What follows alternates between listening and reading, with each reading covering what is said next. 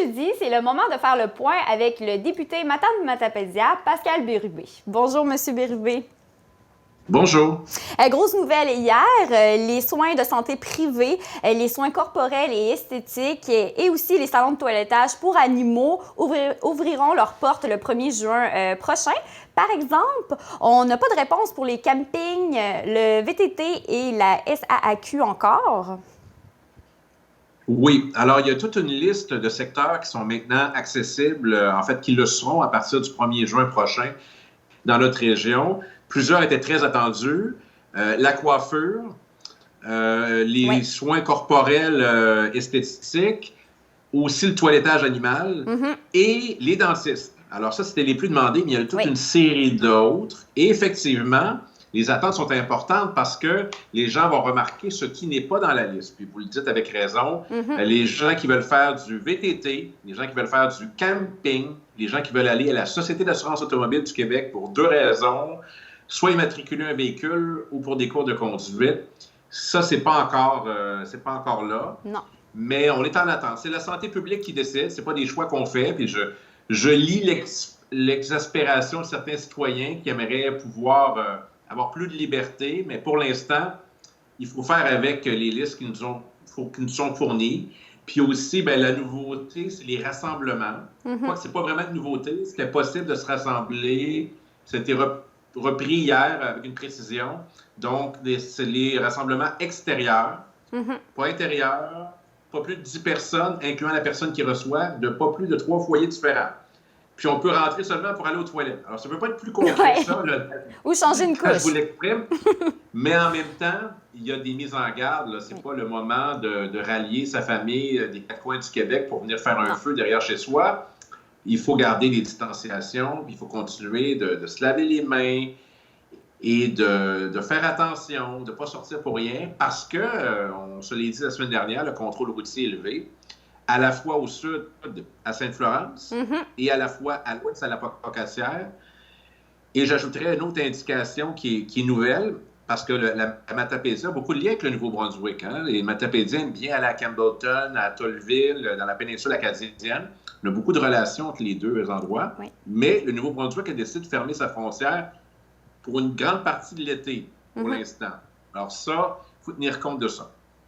Oui, donc on déconfine tranquillement, mais c'est ça. Pour qu'est-ce qui est SAAQ, camping, VTT, ça va sûrement s'en venir, mais tranquillement dans les prochaines semaines, je présume. Bien, ça serait souhaitable parce que je pense qu'on est capable de faire les choses correctement. On a de magnifiques campings dans la Matapédia et ailleurs sur le territoire. Puis les gens sont consciencieux, les gens sont responsables, puis ils tiennent à ça. Puis dans certains cas, on se demande pourquoi certains secteurs et pas d'autres. Alors, c'est toujours un peu particulier. On me demande des explications, mais je ne les ai pas. C'est la santé publique qui fait les délibérations.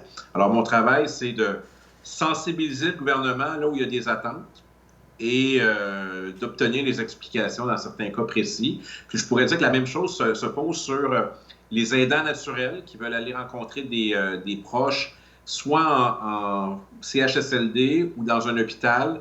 Là, il y a un certain nombre de balises qui ont été amenées par le gouvernement. Donc, il faut suivre. Chacun des établissements gère ça. Donc, on peut se référer là, à la fois à Marianne Ouellette puis à l'hôpital d'Amifoué pour obtenir les conseils.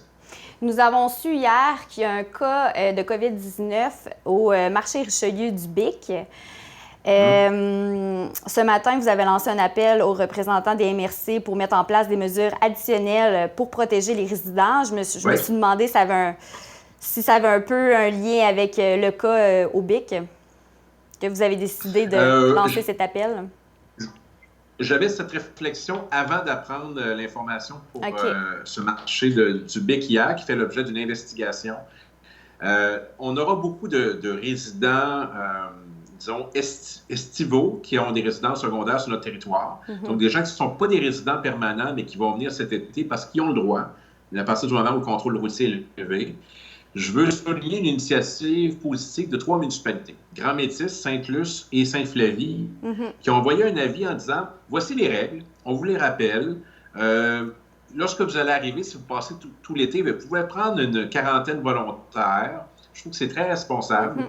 C'est un modèle qui est intéressant et ça pourrait inspirer d'autres municipalités, peut-être dans la Matapédia, parce que chacune des municipalités est pas mal capable d'identifier quelles sont les résidences secondaires, les chalets, et ça serait quelque chose qui serait intéressant à faire. Bien sûr, je fais attention parce que les élus connaissent leur territoire. J'en fais une suggestion. Je trouve que par la positive, de souligner que certaines municipalités l'ont fait, pourrait peut-être donner des idées à d'autres. Alors, humble suggestion du député ou à ses collègues élus municipaux. Le gouvernement dévancera des investissements prévus au plan québécois des infrastructures dans plusieurs secteurs afin d'accélérer la reprise économique. Vous rappelez l'importance d'inscrire le projet de prolongement de l'autoroute 20? Oui. Oui, là, il va y avoir des travaux tout l'été sur l'ensemble du territoire de la Matapédia. On en a plaidé. Plusieurs vont se réaliser, puis notamment sur la route 195, dans l'axe Saint-Vianney-Saint-Arcisius, il va y avoir des travaux là, sur un bon nombre de kilomètres. Et puis ailleurs sur le territoire, on pourra vous fournir la liste.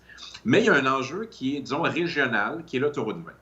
Puis là, je veux préciser un certain nombre de choses. Parce que quand on plaide pour le prolongement de l'autoroute 20, là, souvent les gens vont me dire « Ouais, mais c'est plus prioritaire la 195, la 132. » Oui, mais c'est pas les mêmes enveloppes. Donc, un n'empêche pas l'autre. Puis si nous, on n'obtient pas ce prolongement-là, les grosses sommes d'argent vont aller dans d'autres gros projets.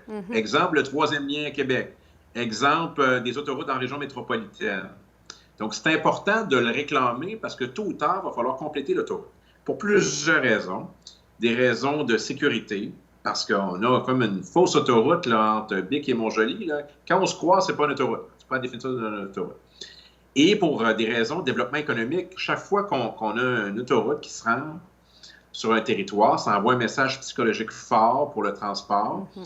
Au Saguenay-Lac-Saint-Jean, je crois que vous avez étudié là-bas, si je ne me trompe pas, non? Moi, alors, non. Vous avez étudié non, pas vous? Non, j'ai fait mon baccalauréat à Québec, puis après, j'ai étudié à Montréal. Non, pas Saguenay-Lac-Saint-Jean. Bon, alors, mon erreur. Mais, alors, si vous avez des collègues dans le monde des communications qui sont allés, par exemple, à Jonquière, ces personnes savent très bien qu'il y a une autoroute à 4 voies maintenant qui se rend jusqu'à Saguenay. Alors, eux, ils l'ont. Pourquoi on ne l'aurait pas? Alors, il faut parachever là, toute la section 3 pistoles Bic, puis un jour, Bic-Montjoly. Puis il faut que ça se fasse par phase. Il y en a pour des années. C'est ça qui s'est passé sur la route 85 entre Rivière-du-Loup et le Nouveau-Brunswick. Alors, on l'a réclamé, notamment parce que le gouvernement du Québec a annoncé une immense enveloppe pour repartir des projets, pour faire travailler les gens, pour repartir l'économie. Et le premier ministre s'est engagé deux fois à placer ça dans la programmation. Lors de l'élection de 2018, alors on s'est dit, ça va être dans la programmation de 2019, c'était pas là. Bon, il va se reprendre l'autre année. Puis on a regardé la programmation de 2020, c'est pas là non plus. Fait que ça fait 2 ans que c'est pas là. Fait qu'on a dit, bon, comme ça prend un regain pour l'économie qui va passer notamment par les travaux routiers, c'est l'occasion de le replacer dans la programmation. Donc, on a fait preuve, disons, d'imagination pour voir qu'il y avait une occasion à saisir pour en faire la proposition au gouvernement du Québec. Bien sûr, ça va toucher toute notre région et ça ne va pas à l'encontre des travaux nécessaires à faire sur les routes numérotées. Parce que dans notre région, le ministère des Transports peut agir seulement sur les routes numérotées. 132, 195 notamment. Toutes les autres routes sont municipales. Donc, c'est les municipalités et les villes qui vont financer. Puis ça, on n'a pas d'impact là-dessus. C'est pas le gouvernement du Québec. OK. Donc, on attend de voir. Le PQ veut une pulvérisation complète contre la tordeuse des bourgeons de l'épinette. Oui, Sylvain Roy, notre député de Bonaventure, juste au sud, a indiqué qu'il ne fallait rien lâcher parce qu'on a de nombreux propriétaires de l'eau à bois sur notre territoire. Puis il faut participer à l'effort de préservation de notre ressource. Donc, c'est un enjeu très technique, mais les gens qui connaissent les lots à bois savent qu'il ne faut rien relâcher pour lutter contre la tordeuse. Et ça a été très bien reçu, cette proposition-là, très régionale, parce que notre territoire au Bas-Saint-Laurent est à peu près à moitié 50% public, 50% privé. Et je pense que ça démontre bien notre enracinement, pour prendre une analogie forestière sur le territoire, de démontrer que les lots à bois, là, ceux qui en ont, c'est une richesse, c'est important pour eux. C'est un loisir, c'est un revenu, c'est parfois un héritage aussi qu'ils ont reçu. Donc, c'est important que les efforts de lutte contre la tordeuse puissent s'appliquer sur le territoire. C'est une de nos richesses aussi dans le Bas-Saint-Laurent. Le PQ... Bien sûr, c'est un gros employeur aussi. Ben oui. Peut-être préciser que la Serre de la Vallée est un des plus gros employeurs de la Matapédia. Et c'est une fierté aussi, c'est une grande organisation qui nous rend fiers, qui est un modèle à l'échelle du Québec. Alors, je pense aussi à ces travailleurs-là qui font de l'aménagement forestier avec beaucoup de talent. Oui, c'est vrai, c'est une très grande fierté dans la région. On a parlé un peu de restauration la semaine passée. Là, le PQ demande aussi que les restaurateurs obtiennent une aide d'urgence directe. Oui, bien, quand on regarde le financement du gouvernement du Canada et du gouvernement du Québec, on se rend compte que le gouvernement du Canada a dépensé beaucoup, puis le gouvernement du Québec, pas beaucoup. Alors, il y a une marge de manœuvre. Et là, après la pandémie, je ne sais pas combien il va rester de restaurants, mais ça va être très difficile. Plusieurs ne vont pas survivre. Et ça va être quoi notre restauration locale si on n'a plus ces restaurateurs? Donc, il y a une façon assez simple de les aider. On peut calculer les revenus de l'année 2019, Revenu Québec a tout ça, et les restaurants qui le souhaitent peuvent faire une demande pour avoir un dédommagement, pas un prêt, pour leur assurer qu'ils vont pouvoir redémarrer après la pandémie, continuer de nous servir. Et les restaurants, bien, c'est aussi la chaîne alimentaire, c'est nos produits locaux qu'ils achètent, c'est notre identité québécoise, aussi la gastronomie. Donc, c'est à ça qu'on pense. C'était très bien reçu jusqu'à maintenant, autant en centre urbain qu'en région. Et je me suis souvent adressé au gouvernement du Québec pour leur parler de l'hôtellerie. Je ne lâche pas le morceau là-dessus. Et la restauration. Donc, c'est un communiqué qu'on a émis aujourd'hui, très précis, qui demande au gouvernement du Québec d'aider tous les artisans de la restauration au Québec qui en ont besoin.